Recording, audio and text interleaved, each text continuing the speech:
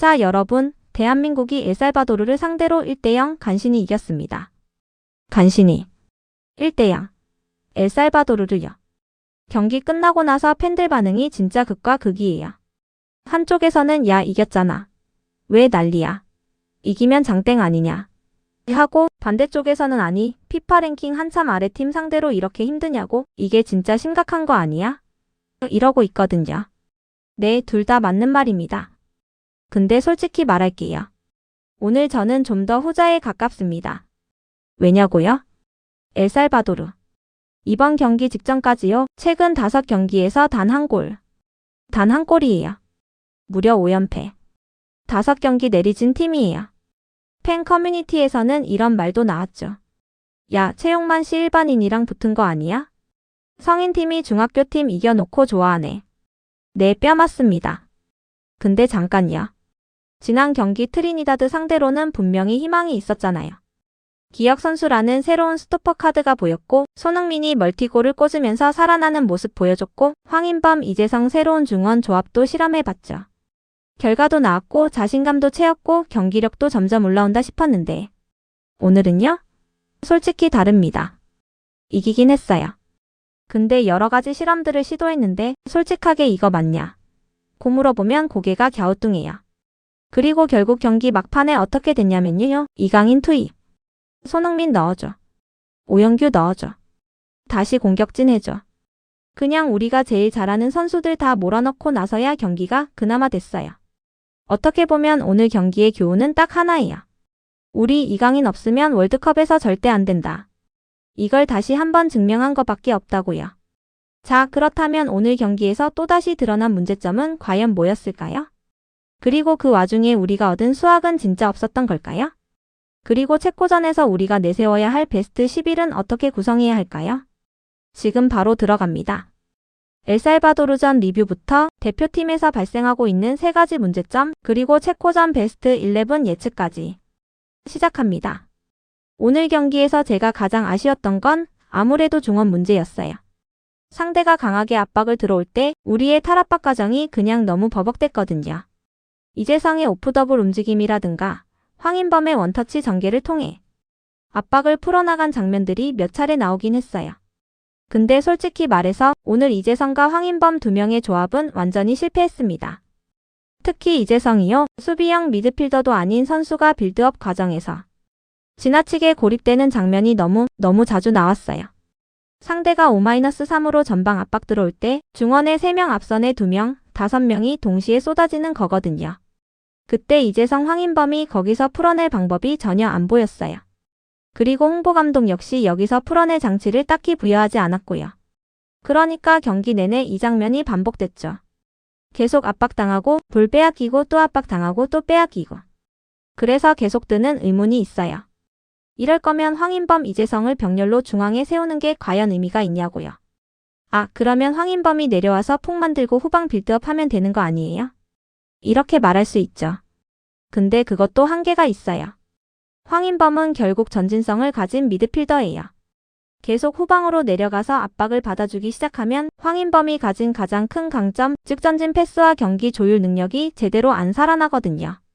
황인범이 진짜 잘했던 순간들을 돌이켜보면요. 항상 뒤에서 누군가 받쳐줬을 때 그 앞선에서 플레이할 때 좋은 장면들이 많이 나왔어요. 참고로 요즘 유럽 최고 수준의 중원 운영을 보여주는 파리 생제르맹 봐볼게요. 비티냐, 주앙 네베스, 파비앙 루이스, 자일레메리. 이 4명 중에 전문 수비형 미드필더가 사실 없어요. 근데 왜 파리의 중원이 잘 굴러가냐고요? 3미드 체제 안에서 끊임없이 스위칭을 하기 때문이에요. 3명이 위치를 계속해서 바꿔요. 누군가 내려오면 누군가 올라가고 받아주고 끊어주고 유기적으로 움직이는 거예요. 그래야 빌드업 상황에서 숫자도 맞고 출구도 생기고 공격도 풀리는 거거든요. 근데 우리는요? 투미드 세워놓고 별다른 지원 없고 그냥 둘이서 압박 다 받아내라는 거예요. 당연히 빼앗기는 장면이 나오죠. 특히 3선에서. 빼앗기면 바로 위험한 장면으로 연결되니까 실점 찬스가 더 많이 나온 거고요. 이 둘이 아무리 개인 기량이 좋아도 고립된 상황에서는 답이 없습니다. 그래서 실제로 이재성 선수가 후반 전환 이후에 좌우 측면 쪽으로 더 앞선에서 움직이기 시작하니까 훨씬 더 잘하잖아요. 이태석, 서령우 윙백이 2대 패스. 받으면서 크로스까지 올린 장면도 인상적이었고요. 확실히 이재성은 더 앞선 측면에서 연결할 때 진짜 제 역할을 잘 한다고요. 원래 홍명보 감독이 백승호를 내려서 후방 빌드업 숫자를 확보하는 형태를 많이 사용했잖아요. 근데 오늘은 새롭게 실험을 해보려 했지만 역시나 여기서도 디테일이 부족했어요. 우리가 카타르 월드컵 때 왜 그렇게 중원이 좋았냐고요? 그때도 이재성, 황인범 중원 구성은 비슷했어요. 근데 거기에 뭐가 있었냐면 전문 수비형 미드필더 정우영이 있었죠. 정우영이 후방에서 받쳐주고 빌드업 때도 내려와주고. 지금이랑 똑같은 딜레마예요. 오늘도 포백 형태에서 백승호가 받쳐주고. 황인범, 이재성이 그 앞선에 나왔으면 중원 연결이 훨씬 부드러웠을 거예요. 우리가 중원 연결이 안 되는데 자꾸 투미드를 고집하는 게 이해가 안 된다는 거고요. 그러니까 3백 쓰는 게 지금 상황에서 이해가 안 된다는 겁니다. 매번 같은 결론에 도달하고 있어요. 중원에서 풀어낼 선수가 부족해. 3월 평가전 2번, 6월 평가전 2번. 이제 바로 월드컵인데 포백 형태로 중원 실험을 한 번도 제대로 해보지 못했다는 게 저는 지금 대표팀에서 가장 큰 리스크라고 봐요. 분명히 말씀드립니다. 실점이 생기면 중원에서 미스나고 거기서 역습당하는 형태가 굉장히 많이 나올 거예요. 두 번째 문제점. 오늘 압박에서도 분명히 아쉬운 부분이 있었어요. 오늘 대표팀이 앞선에 5명을 넣으면서 전방 압박을 강하게 가져왔잖아요. 근데 여기서 문제가 뭐냐면 압박의 구조 자체가 허술했어요. 앞선에서부터 1대1 맨마킹을 하다 보니까 상대 공격진 3명과 우리 수비진 3명이 계속 1대1 구도로 맞붙는 상황이 많이 나왔어요. 우리가 3백이니까 수비 숫자랑 공격 숫자가 딱 같아진 거예요. 그럼 엘살바도르 입장에서는요, 압박받으면 그냥 롱볼 한 방 때리면 되는 거예요. 3대3 상황에서 우리 수비의 빈 공간을 계속 공략하는 거죠. 일단 때려놓고 속도 붙이고 거기서 우리가 위험한 장면들이 노출됐고요. 전반에 이런 상황에서 실점할 수 있는 장면이 진짜 많이 나왔어요. 그리고 이 장면들 너무 익숙하죠. 코트디부아르 실점 장면들이랑 굉장히 비슷했어요. 게다가 이기혁 선수가 상당히 높은 위치까지 올라왔잖아요. 그러면 상대가 뒷공간을 한 번만 길게 넣어도 김민재, 이한범 둘만 덩그러니 남아요. 앞서 말씀드렸죠. 전문 수비형 미드필더가 없다 보니까 커버 들어올 선수도 없는 거예요. 거기에 김민재 선수도 폼이 100%가 아니었고요. 하이드레이션 브레이크 때도 홍명보 감독 열심히 지시했잖아요. 근데 달라지는 거 없었어요. 그 문제점이 후반까지도 계속 드러났습니다. 결국 오늘은 3백을 썼을 때 왜 우리가 수비적으로 불안한지 그 장면들이 3월과 동일하게 그대로 반복된 거예요. 세 번째 문제점. 공격진 조합도 너무 실망스러웠어요. 물론 이동경 선수 번뜩이는 움직임도 보여줬고 프리킥 득점 장면은 진짜 훌륭했어요. 그건 인정합니다. 근데 공격 전개 과정 전반에서 선발로 나왔던 조규성, 황희찬, 이동경 그 어느 누구도 오늘 합격점을 받기는 어렵겠더라고요. 일단 오늘 선발에 이태석이랑 조규성이 나온다고 하니까 팬들이 기대한 게 있었잖아요. 윙백들의 크로스, 조규성의 뚝배기 헤딩. 이 조합 기대하는 분들 꽤 많았어요. 근데 조규성이라는 선수 기본적으로 볼을 등지면서 수비랑 경합하고 버텨주면서 연계까지 가져가 줄 수 있는 타깃 스트라이커잖아요. 그게 조규성의 정석이에요. 근데 오늘 대표팀이 조규성한테 볼을 줄 때 자꾸 앞선 공간으로 볼을 떨어뜨려요. 그렇게 플레이할 거면요, 조규성이 필요 없어요. 조규성이 등진 상태에서 볼을 받아야 연계가 되고 침투가 되는 건데 앞선으로 자꾸 볼을 보내버리면 볼 소유도 안 되고 경합도 안 되고. 이동경, 조규성 다 스피드가 강점인 선수들이 아니거든요. 그러면 도대체 오늘 뭘 하려고 했냐 이거예요. 크로스의 질도 썩 좋지 않았고요. 지난 경기에서 손흥민 선수가 최전방에 섰을 때는 김문환의 크로스, 손흥민의 컵백 이런 장면이 많이 나왔는데 오히려 조규성을 박아놨는데 그런 장면이 더 적게 나왔다는 게 진짜 의문이에요. 이태석 선수는요. 오늘 언더래핑, 오버래핑 가져가면서 2대 패스도 좋았고 크로스까지 가는 과정 자체는 상당히 좋았어요. 실제로 오늘 왼쪽 공격 지역에서 최다 터치를 기록한 선수가 이태석이었으니까요. 근데 마지막 패스의 정확도, 크로스의 구질, 이 부분에서는 확실히 아쉬움이 남았습니다. 그리고 제가 제일 아쉬웠던 건 황희찬 선수예요. 지난 월드컵에서 황희찬 선수 기억하시죠? 포르투갈전, 브라질전. 그때 대표팀 에이스가 황희찬이었거든요. 근데 울버햄튼이 강등되고 이번 시즌 황희찬 선수 폼이 좋지 않다 보니까 이번 월드컵에서는 주전 경쟁이 솔직히 힘들어 보여요. 오늘도 터치가 너무 많이 튀고 있었고 볼 받은 뒤에 전개에서 자꾸 막히는 장면들이 많았어요. 그래서 저는 수비도 수비지만 지금 공격진에서 왼쪽 윙자리 여기가 제일 애매하다고 봐요. 배준호 선수 경미한 부상 있고 엄지성도 완전히 폼이 살아나지 않은 상태. 그래서 두 선수 다 오늘 명단에서 제외됐죠. 거기다 황희찬도 폼이 안 올라왔고 이재성은 왼쪽 윙으로 써보려 했지만 왼발잡이 윙어가 왼쪽에 나왔을 때 선택지가 많지 않아요. 이강인도 엔스도 다 측면으로 잘 벌려주는데 그러면 왼쪽 윙어는 더 공격수처럼 중앙으로 침투해야 되거든요. 저는 차라리 거기에 손흥민을 넣었으면 오늘 더 나았다고 봐요. 손흥민, 오영규 투톱처럼 가져가면서 그리고 본선에서도 이 두 명이 나와야 된다고 봅니다. 자, 그래도 오늘 긍정적인 장면은 분명히 있었어요. 후반에 확실히 과감한 교체를 가져가면서 그때 공격 라인업이 사실상 우리나라 베스트에 가까워졌거든요. 가장 큰 차이는 이강인, 손흥민, 오영규. 이 세 명이 동시에 들어갔을 때였어요. 확실히 경기 퀄리티가 아예 달라졌습니다. 특히 이강인 선수 몇몇 팬들이 챔피언스리그 결승 못 나왔다고 엄청나게 뭐라 했잖아요. 근데 그럼에도 이강인 선수 오늘 진짜 축구 잘했어요. 짧은 시간을 뛰었는데도 플레이메이킹이 진짜 압도적이었고요. 중원을 혼자 휘저으면서 특히 오른쪽 측면에 있다가 오영규 엔스 좌측에 한 번에 내주는 수류탄 패스. 이게 굉장히 좋았어요. 그리고 백승호가 들어오면서 뛰는 백승호가 받쳐주고 앞에서 이강인이 자유롭게 흔들어주는 구도. 결국 공격에서는 이강인 해법이 지금으로선 답인 것 같아요. 또 엔스가 투입된 이후에 중앙으로 들어오면서 공격 연결이 훨씬 자연스러워졌어요. 적극적으로 볼 받으러 나오고 측면 돌파하면서 손흥민과 연계하고 직접 슈팅까지 가져가면서 확실히 왼쪽 윙백 자리는 단 2경기 만에 엔스가 주전으로 자리 잡았다고 봅니다. 이번에 훈련할 때도 다른 국내 선수들보다 먼저 팀에 합류하면서 고지대 적응도 빨리 했고요. 팀 문화적으로도 빠르게 녹아드는 움직임이 많이 느껴졌잖아요. 플레이에서도 이전 평가전들보다 훨씬 안정감이 느껴지고요. 본인이 잘하는 위치에서 나오다 보니까 계속 하던 플레이를 그대로 보여주는 거고.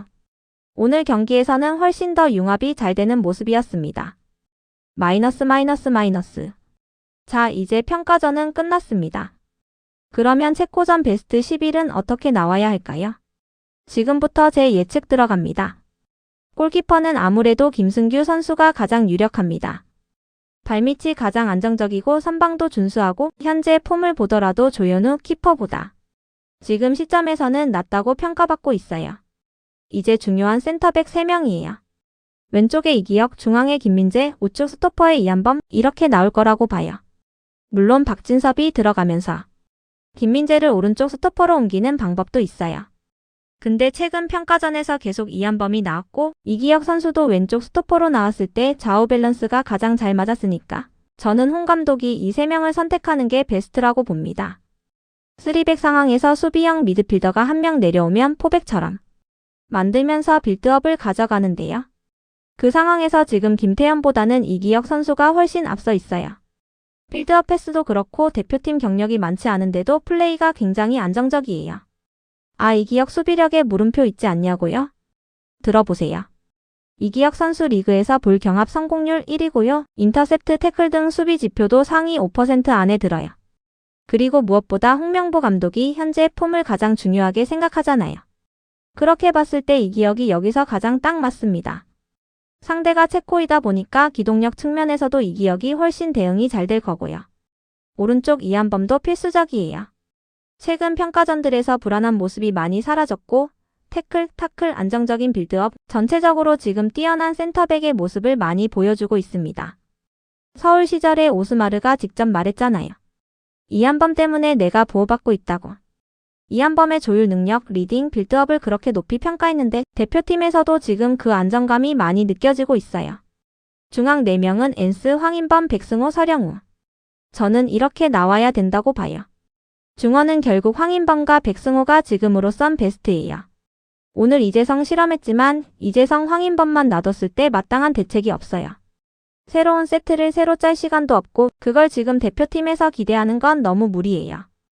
백승호를 후방에 놔두고 폭 만들어주고 황인범이 그 앞선에서 볼 뿌려주고 이강인과 더불어 중원에서 만들어가는 플레이, 개인 능력에 기대를 해야 될 것 같습니다. 양쪽 풀백에는 엔스와 서령우. 엔스는 확실히 호흡을 많이 맞춰보진 않았지만 좌측 센터백인 이기혁과의 호흡이 벌써 좋아요. 엔스가 들어오면서 이기혁이 벌려주고 이전 우리 공격 패턴에서는 많이 볼 수 없던 장면들이 이 조합을 통해 나오기 시작했거든요. 오른쪽에서는 서령우 선수가 낫겠죠. 김문환 선수가 최근 폼이 좋았더라도 서령우가 공격적인 부분에서 강점이 있고 오른쪽에서 이강인 선수와 호구도 생각했을 때 서령우가 더 맞아요. 이 4명 기동력이 좋고 열심히 뛰고 프레스도 강하게 갈 수 있기 때문에 가장 열심히 달릴 수 있는 이 4명이 베스트 라인업이라고 생각합니다. 마지막으로 공격진. 저는 손흥민, 오영규, 이강인 이 3명을 뽑았습니다. 상대가 체코잖아요. 멕시코 남아공보다 훨씬 피지컬이 좋아요. 그러면 손흥민을 원톱으로 놓는 게 좀 불안해요. 손흥민이 제로톱처럼 내려와서 받아주고 중앙으로 침투하는 움직임이 강점인데 체코 센터백들이 피지컬이 워낙 좋다 보니까 과연 손흥민이 버텨줄 수 있을까? 이 의문이 분명히 있어요. 그래서 비벼줄 수 있는 스트라이커, 조규성이나 오영규 같은 전문 타깃형 스트라이커가 훨씬 맞습니다. 근데 조규성은 선발로 나왔을 때 대표팀이 아직 완전히 피탈한다고 확신하기 어렵고 최근 평가전들에서도 오영규가 선발로 더 많이 나왔으니까요.